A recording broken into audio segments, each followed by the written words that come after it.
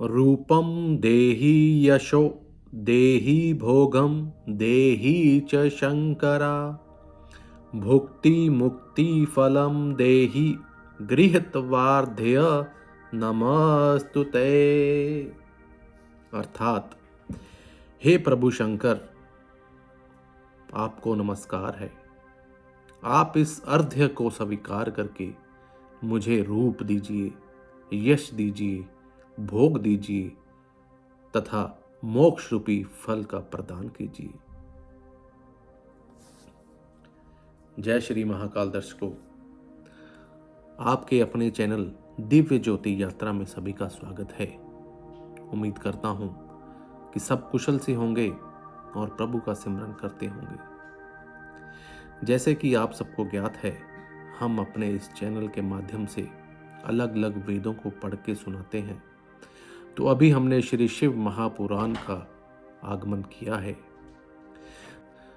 अभी हमने रुद्र संहिता के 13 अध्याय पढ़ चुके हैं, जिसमें हमें ये बताया गया कि हमें भगवान भोलेनाथ की पूजा कैसे करनी चाहिए, कैसे उनको प्रसन्न करने के लिए किन किन विधि का वर्णन भगवान ब्रह्मा ने हमें बताया। तो चलिए अब हम अपने अगले अध्याय की तरफ चलते हैं, जिसमें ब्रह्मा जी के अनुसार ही विभिन्न पुष्पों, अनों तथा जल आदि की धाराओं से शिव की पूजा का क्या महात्म्य है, कैसे हमें उसका फल मिलता है।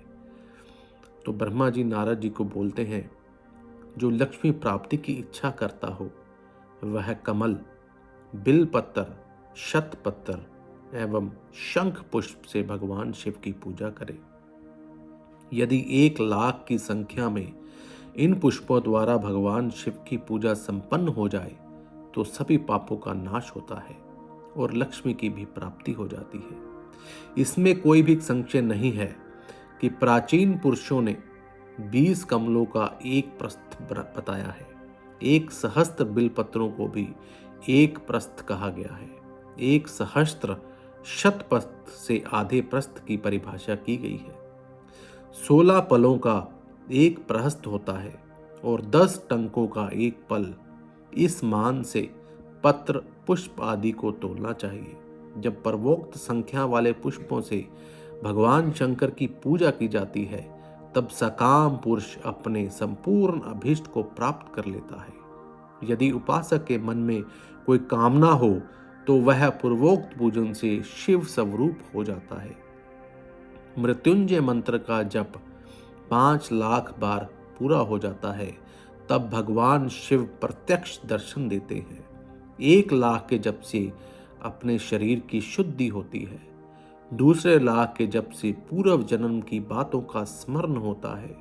तीसरे लाख के जप से संपूर्ण काम्य वस्तुएं प्राप्त होती हैं। चौथे लाख का जप होने पर स्वप्न में भगवान शिव के दुर्लभ दर्शन होते हैं और 5वें लाख का जप करने से जो पूरा हो जाता है, भगवान शिव उपासक के सम्मुख तत्काल स्वयं प्रकट हो जाते हैं।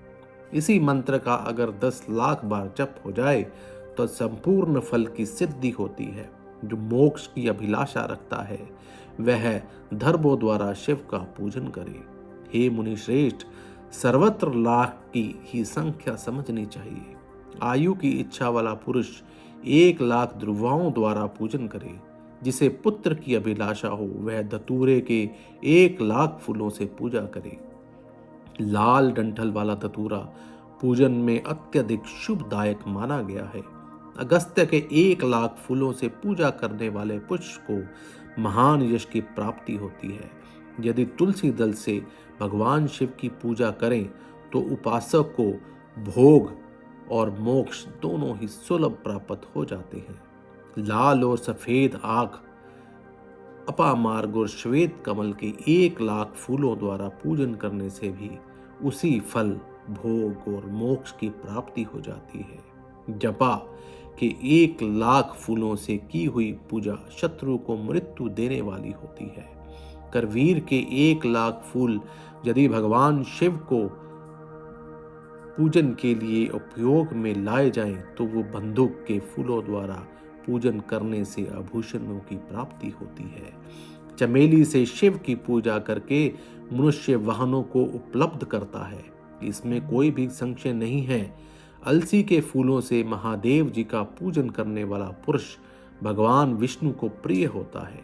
शमी पत्रों से पूजा करके मनुष्य मोक्ष को प्राप्त कर लेता है। बेला के फूल चढ़ाने पर भगवान शिव अत्यंत शुभ लक्षण प्रति पत्नी प्रदान करते हैं। जूही के फूलों से पूजा की जाए तो घर में कभी भी अन्न की कमी नहीं होती।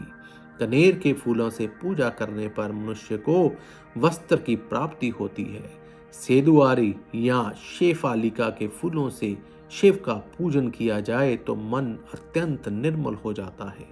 1,00,000 बिल पत्र चढ़ाने पर मनुष्य अपनी सारी काम्य वस्तुएं प्राप्त कर लेता है। श्रृंगार संहार हर संहार के फूलों से पूजा करने पर सुख संपत्ति की वृद्धि होती है। वर्तमान ऋतु में पैदा होने वाले फूल यदि शिव की सेवा में समर्पित किए जाए तो वो मोक्ष को देने वाले होते हैं, इसमें कदापि संशय नहीं है। राई के फूल शत्रुओं को मृत्यु प्रदान करने वाले होते हैं।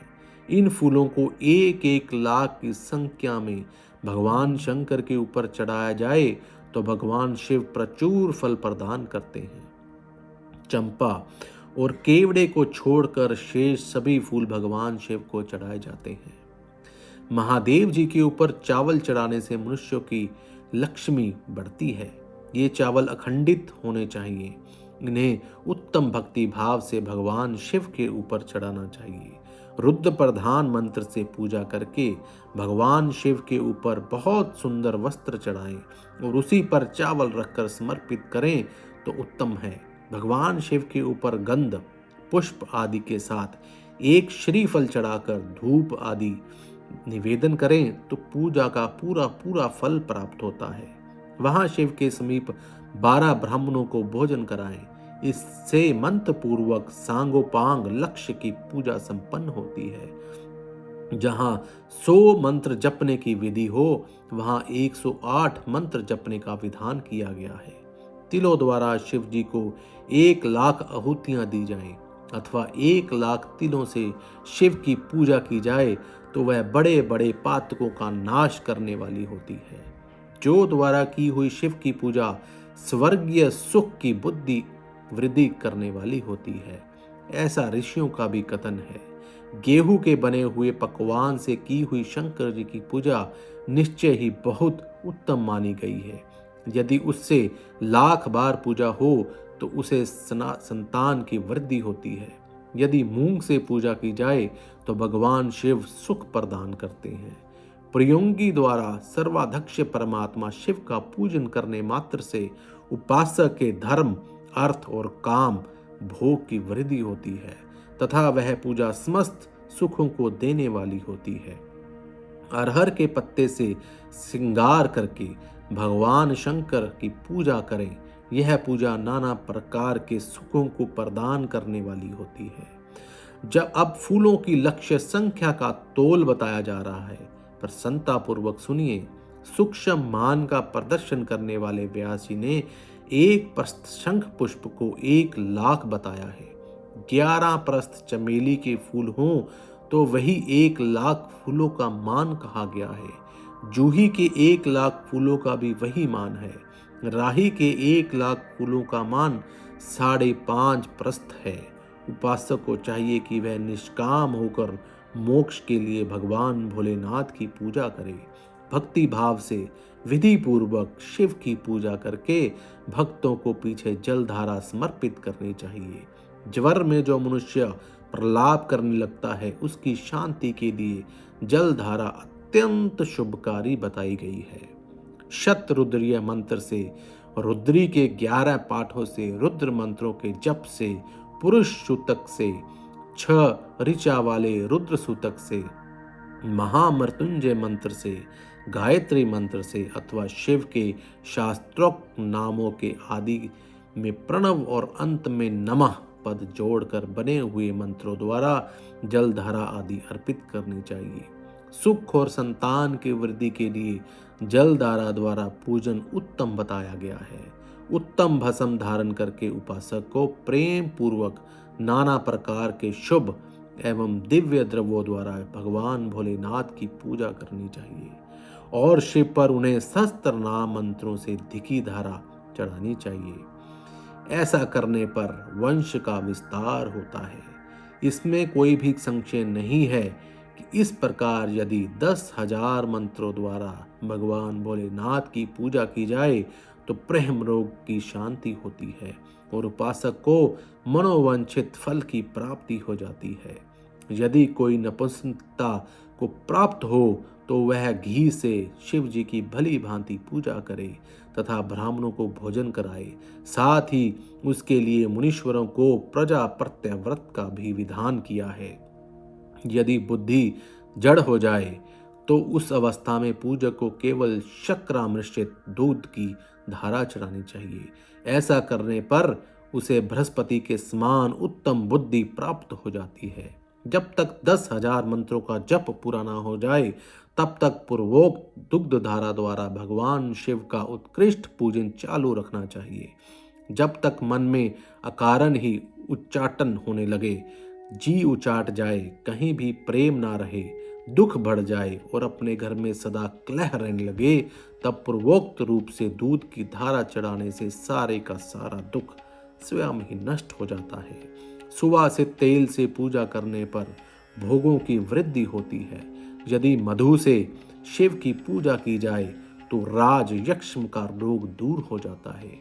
यदि शिव पर ईख से रस की धारा चढ़ाई जाए तो वह भी संपूर्ण आनंद की प्राप्ति करवाने वाला होता है। गंगा जल की धारा तो भोग और मोक्ष दोनों फलों को देने वाली है। ये जो धाराएं बताई गई हैं, इन सब को महामृत्युंजय मंत्र से चढ़ाना चाहिए। इसमें भी उक्त मंत्र का विधानत है। 10,000 जप करना चाहिए और 11 ब्राह्मणों को भोजन कराना चाहिए। तो आइए हम मिलके महामृत्युंजय मंत्र का आह्वान करते हैं। ओम त्र्यंबकम यजामहे सुगंधिम पुष्टिवर्धनम उर्वारुकमे वंदनाम मृत्योर्मोक्षी यमामृतात्। जय श्री महाकाल। तो भक्तजनों, ये था हमारा आज का अध्याय। इसको पढ़ के सुनाने में अगर कुछ गलती हो गई हो तो उसके लिए मैं क्षमा प्रार्थी हूँ। आपसे निवेदन है, अगर आपको ये प्रश्न अच्छा लग रहा हो तो ज़्यादा से ज़्यादा लोगों के साथ इस वीडियो को शेयर करिए ताकि सब इसको सुनकर शिव में हो पाए। अब आज्ञा दीजिए, कल मिलेंगे नए अध्याय के साथ में। जय श्री महाकाल।